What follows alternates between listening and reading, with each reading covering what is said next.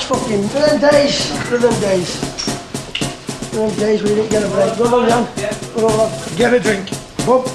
Hello everyone and welcome to another episode of the Roker Report podcast in association with the Sunderland Community Soup Kitchen.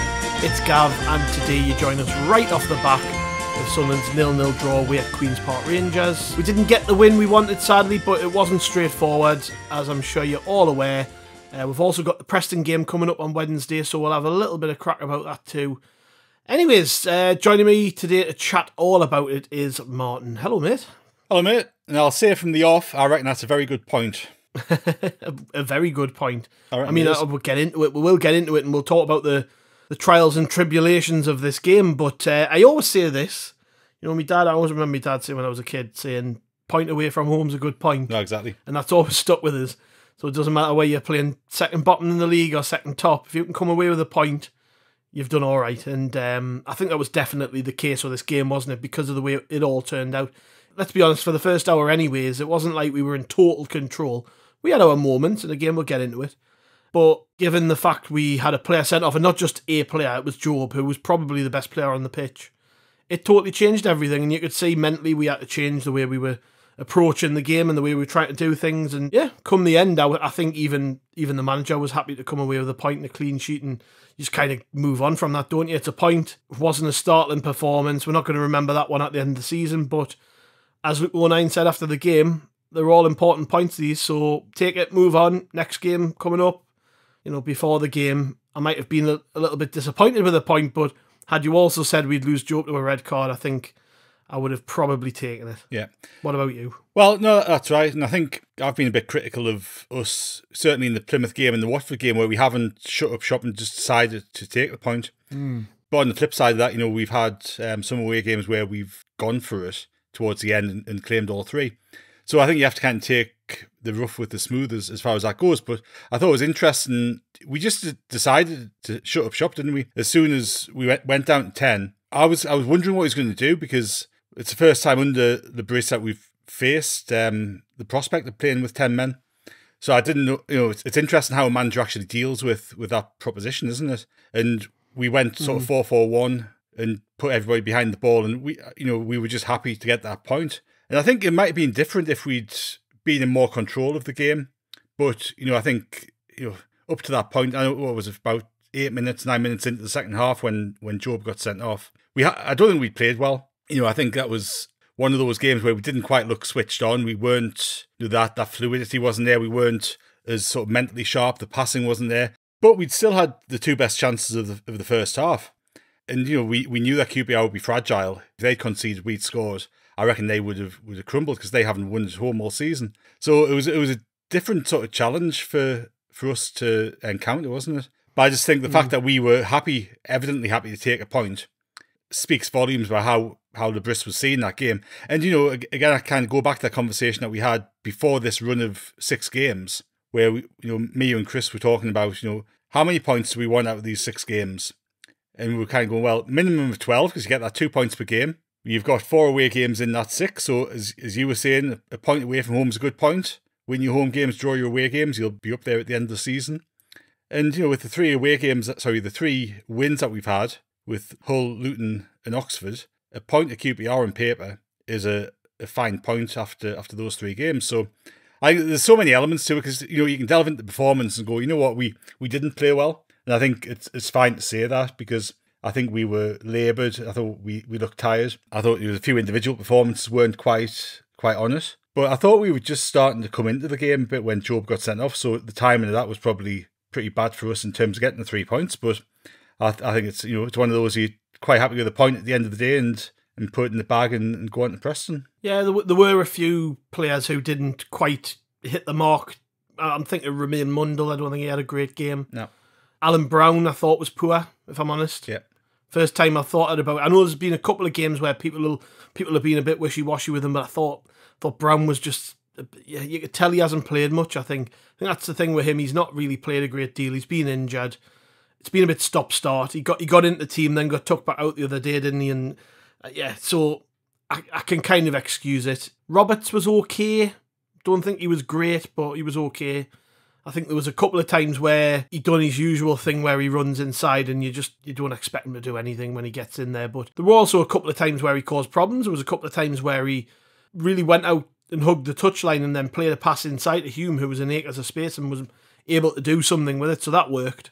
And on Hume, I think Hume was probably over the 90 minutes, probably our best player. I thought he had a really good game. He did. Jobe, up until the point he got sent off, was probably the best player on the pitch. But I think by the end of the game, Trey Hume had done his job. He had a cracking game. 09 and Mepham did okay, apart from some of the passing around the back wasn't as crisp and clean as we've become accustomed to. It was a bit ropey at times, isn't it? Yeah, I don't know how much that was to do with Moore being in goal, if I'm honest, because he doesn't look like he's the most confident with his feet. And again, a bit like Brown, maybe hasn't played enough, and that's possibly why.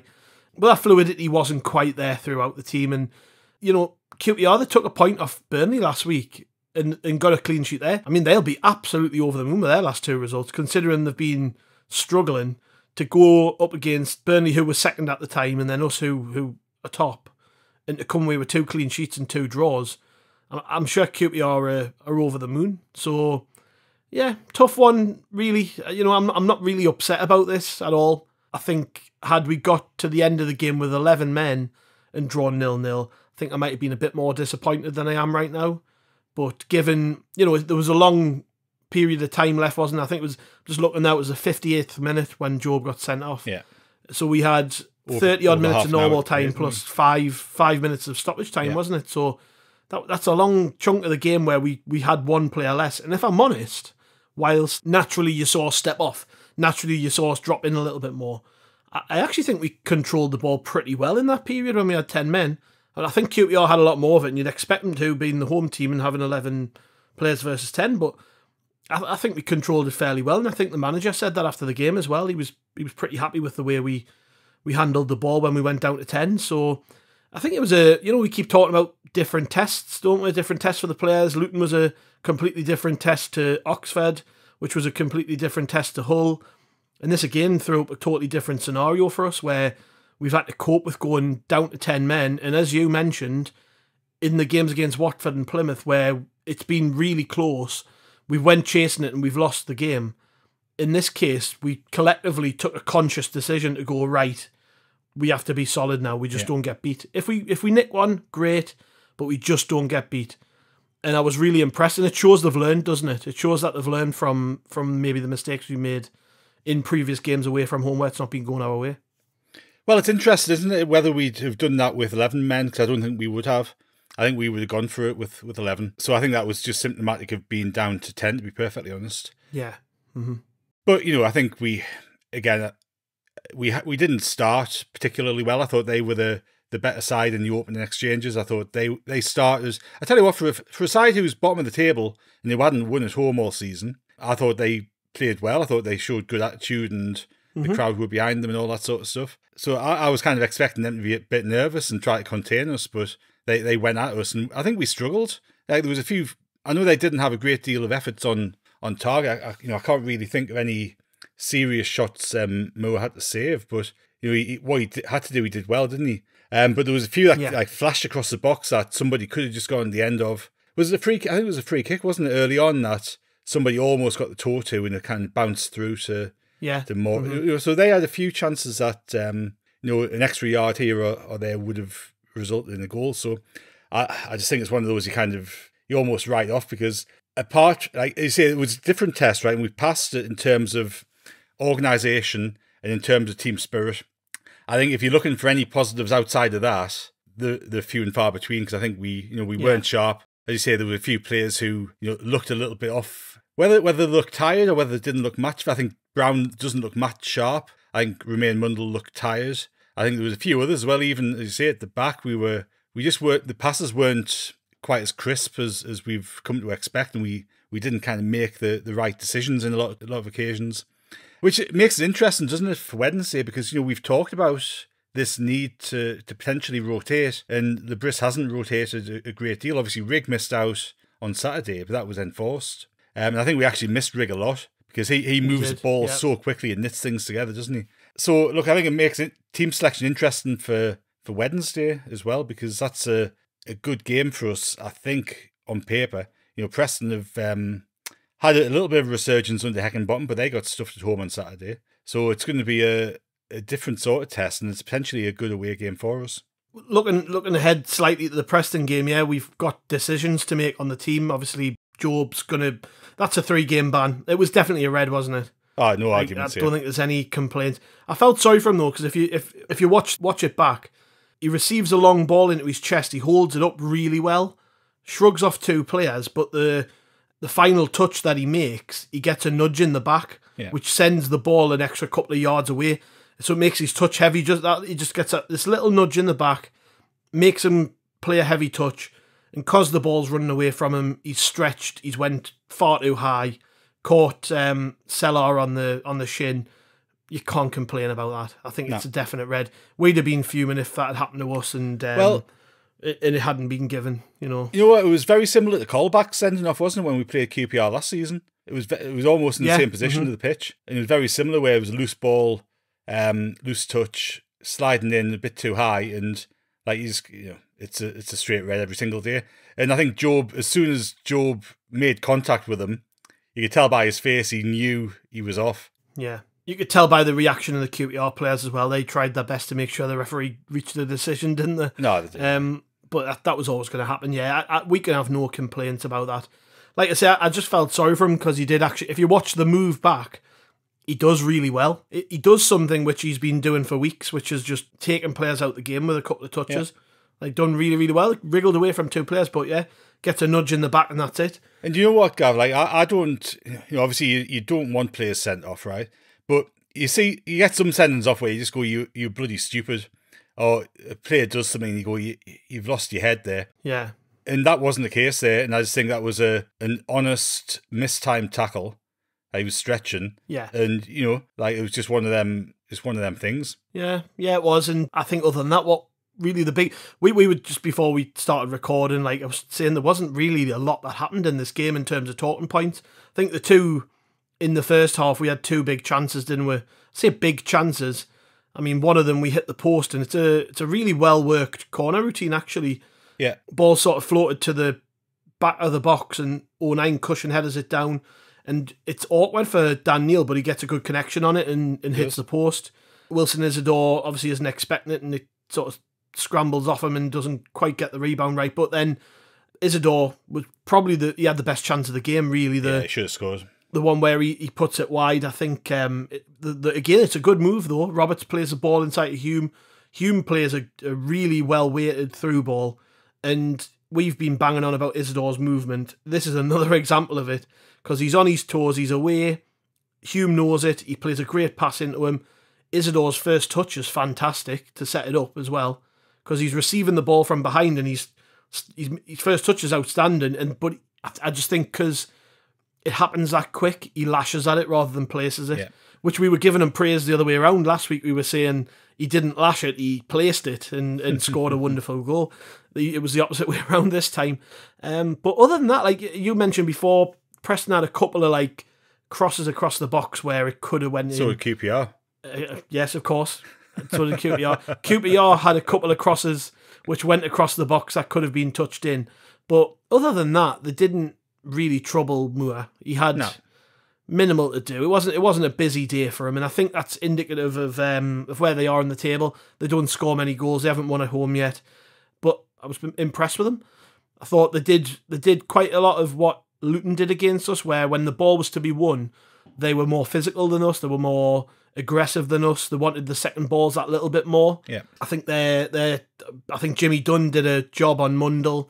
I think Steve Cook was brilliant at the back, really showed his experience at this level. But the one who impressed us most was Varane in midfield. Really impressed with him. He was good. He had a cracking game. And Chair's always dangerous as well. He caused us a lot of problems in the first half. I think he did, but his end product wasn't there, was it?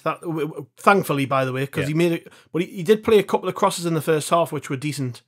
But he wasn't I wouldn't say he was at his best. But I was reading something before the game which pointed out he's been missing for quite a while, and I think he's had 3 months out injured. He has, So he's just coming back to fitness and stuff. But yeah, I was pretty impressed with QPR.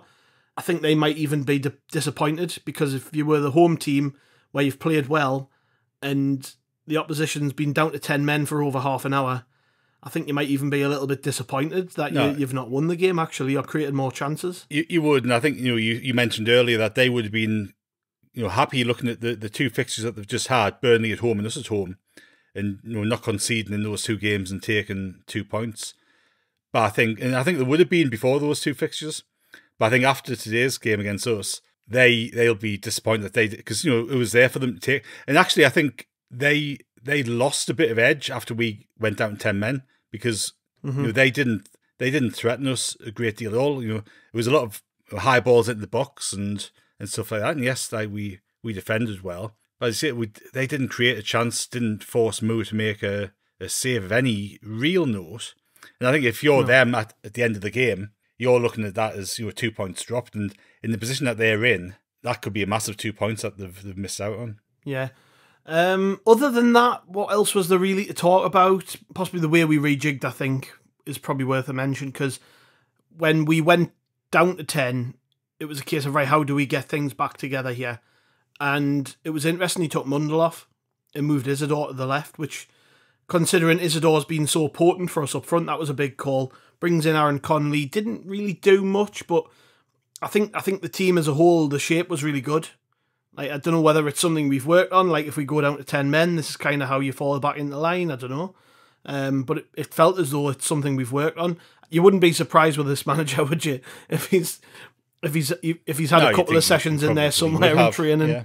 This is how we cope with going down to 10 men or whatever. But yeah, I was pretty impressed with the way that we just sort of reorganised ourselves. And look, we are scrambling around for things to talk about with this game because there wasn't a lot in it. Ultimately, it's just a good point, isn't it? And we move on. We've got Preston coming up, and I think the big talking points away from this will be who plays in midfield, because we know Rigg's going to train this week. Whether he's going to be ready to play at Preston, I don't know. I suspect he will. I suspect he'll be involved, particularly now we've got no Jobe. I just think he might have to play if he's somewhere near fit, he's available, fit enough to play. But if not, let's just go with the theory that Rigg might not play. Who comes in? Because you look at the bench, we've got Milan Alexic, who we've never even seen a minute of yet, other than in the under-21s. We've got Harrison Jones, who's knocking on the door, playing from the under-21s, who's been playing really well, but it would be a big call to chuck him in, I think. Otherwise, the under-21s, they played Saturday morning/afternoon. Adil Oshish and Abdullah Bar both played. And I haven't seen the game, I've only seen the goals, but Oshish's goal was actually set up by Bar. It was a good goal. And I just wonder whether that might play into the manager's thinking. They've both been on the bench in the last few weeks. They are clearly out of favour.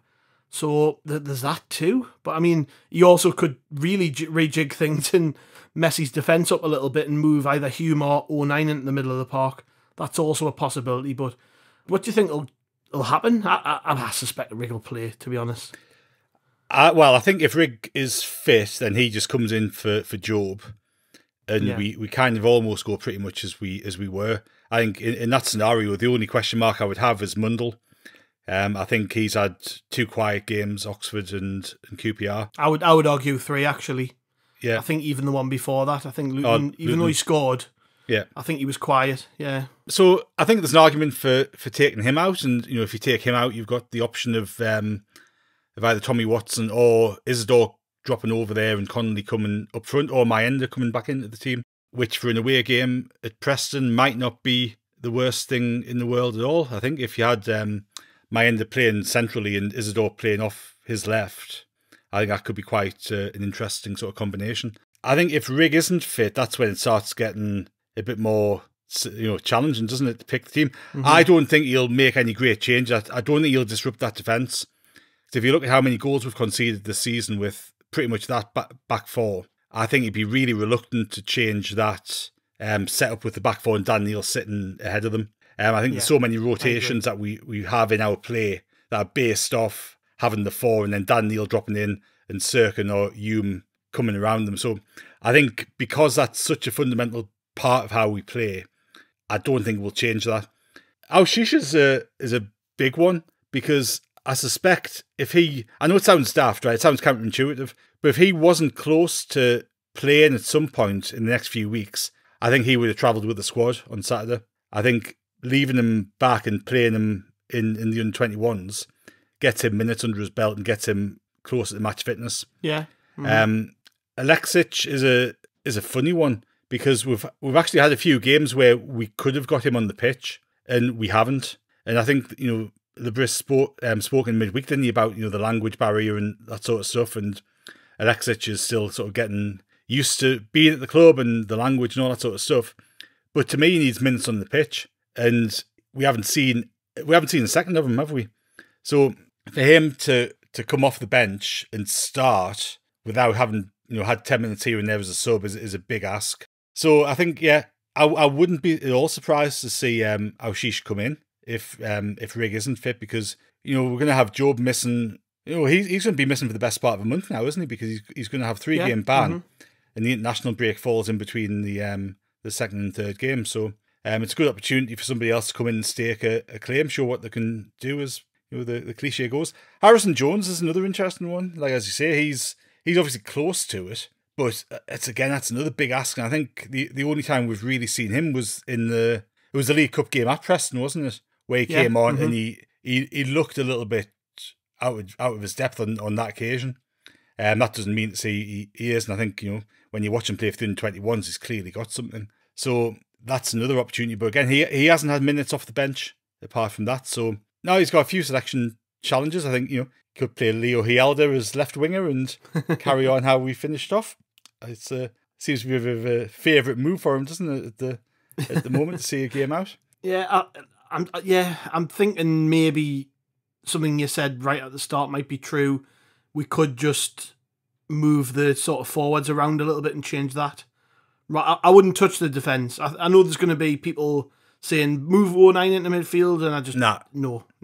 I think it'd be absolutely bonkers to even change, like to even drop another centre half in and go with 3 at the back and push Human Sirkin as wing backs. I just think it would be nuts to disrupt that, because you've got that back 4 plus Dan Neil, so you've almost got a 5 there, and they're working really well together. And to disrupt that would be nuts, I think. The other thing which you could do, you could actually drop Isidore slightly deeper centrally, which I think he could do as well. Yeah. Which again, I think that would be an interesting thing, because we almost play a 4-4-2, don't we, at certain points?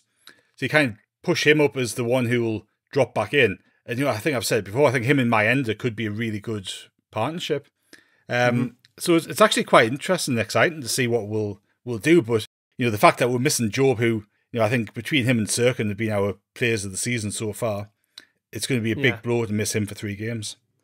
It is, like, you're coming out of that Oxford game, all the talk, not just from Sunderland fans, but from people who cover the Championship, was about Sunderland's midfield. And then in the space of a week, it's like we just had a cannonball launched through the middle of it. We've lost Jobe, Rigg's been out injured, and it's like, what do we do now? But I actually think these are the scenarios that the manager quite enjoys. I don't know if he'd ever admit it publicly, but I think he quite enjoys this sort of troubleshooting, fact-finding, working out things, trying to make it work, trying to find new ways of playing.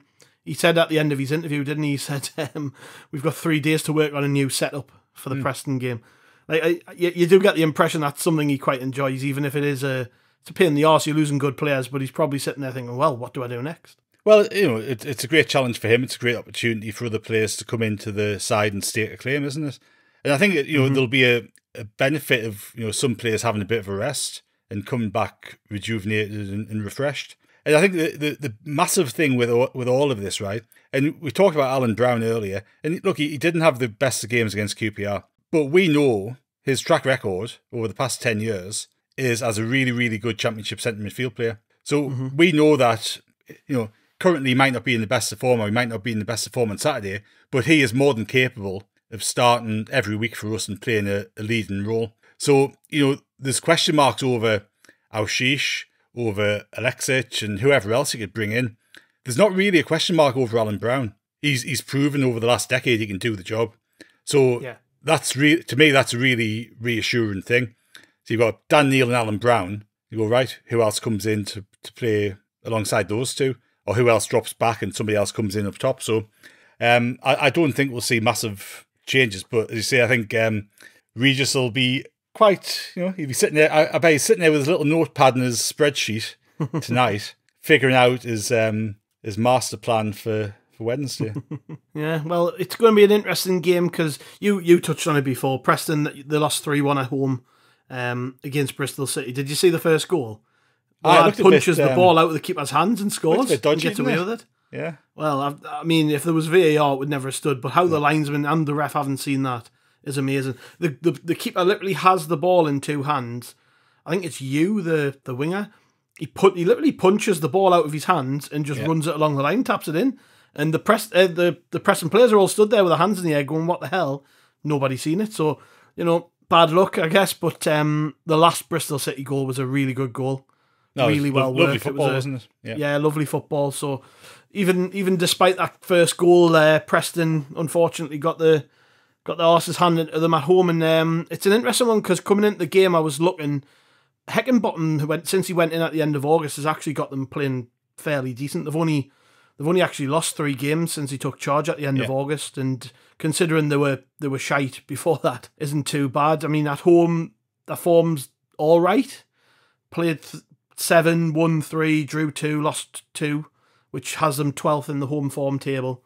And conversely, we're top of the away form table still. Played 7, won 4, drawn 1, lost 2. So it's an interesting matchup. We've got really good away form, actually. We're unbeaten in our last 6. I think the last time we lost was Watford, so we're on a bit of a run. I mean, with the rest of the team, who else could come back? Possibly Ballard and Elise. We'd heard they might be available for this one, but we'll see. But I don't think you're going to chuck them straight into the starting 11, so they might be on the bench at best. Yeah. If Patterson trains, would you start him ahead of Moore? Depends what his injury's been, to be honest. I think if when he's fit, he comes back in. And as a goalkeeper, you don't need as much match sharpness, I guess, than an outfield player. But I think Mo's done really well. I think he's okay. He hasn't been massively troubled. I don't think he's pulled off. He hasn't pulled off a save where you're going, geez, that's a good save. I don't think he's pulled off a save, to be fair. It's all been just routine stuff, hasn't it? Straight through to him. Yeah. But he's looked composed, comfortable, competent. So he's done pretty well, and I think he got booked for time wasting earlier than I've ever seen a goalkeeper get booked for time wasting for a long time. I felt sorry for him though, because I don't even think he was wasting time. No, I don't think he was. We were going to take the goal kick a certain way, and then it was like, all right, everyone push forward, I'm going long. Mind the referee, and he got wrong like for that. moving it. Yeah, well, they're all a bit like that, aren't they? But I think Moore's done okay. It's just it's one of them, and if Patterson's fit and he's ready, I think I would bring him back in. He comes straight back in, absolutely. Yeah. Yeah, and look, I think Heckingbottom's a good manager. He's proven over the past however many years, hasn't he? That he got Sheffield United promoted with what, 90 odd points? Yeah, no, he's a good manager. And had things been different, he could well have been our manager, couldn't he? There was talk of us after Beale got sacked. So yeah, look, I think it's going to be a tough one. Going into this game with them coming off the back of a 3-1 defeat at home, as you talked about, and then we've got that, and then we've got Coventry on Saturday at home, and they've just come into a good run of form as well. And we know how home matches against Coventry tend to go for us. So yeah, you're looking at this run of form, run of fixtures. I would probably take a point on Wednesday against Preston. If you offered me a point right now, I'd go, you know what? I'd probably have that. I'd be a bit of a hypocrite given the way I started this podcast if I wouldn't. Always be happy with a point and all that. It just depends how it goes, the game, really. But I agree, another point. The only problem is, I guess, is if we just pick up a point and everybody else starts catching up, then it reduces that sort of nice little buffer we had. I would like to keep that going if possible. We've not won this one at QPR. Obviously, we go to win every game. That's something Luke O'Nien talked about after the match. We go to win every game. Just sometimes you can't. I think we will win. I do. But I agree with you. If we just come away with a point, a clean sheet again, I don't think we'd be too disappointed. No, that's right. And look, I think, I completely agree with you in terms of us having that buffer and being top of the table. I think, from a confidence point of view and a psychological point of view, it's huge, right? Because it gives us that momentum to keep going with. Régis Le Bris talked in, I think it was midweek, before the game this week, about, he's just looking at us and getting over 90 points. He go, get over 90 points, chances are we'll be up there at the end of the season. And 90 points is pretty much 2 points per game, isn't it? So yeah. I think yes, it's nice to be top of the table. Yes, it's nice to be on an unbeaten run and all that sort of stuff. But if we just focus on ourselves and over the course of a season, getting 2 points per game, we'll be up there regardless of what anybody else does. Yeah.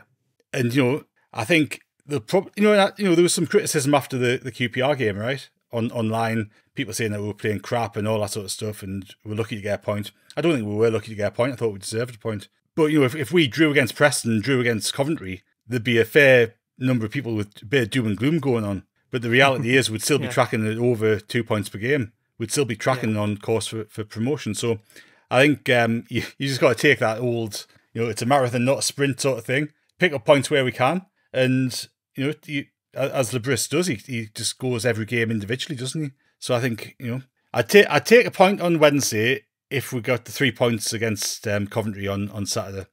But I think 4 points, and whichever way we look at it, I think 4 points out of these next two would be a fine return. Yeah, and if we can get those, whichever way they come, then we're going into that international break and in that next run of fixtures, still top of the league and still with a huge amount of momentum to take into that Christmas spell. Yes, well, we'll be back with a pod after Preston. Fingers crossed we're talking about a win. We're saying we'd take a point.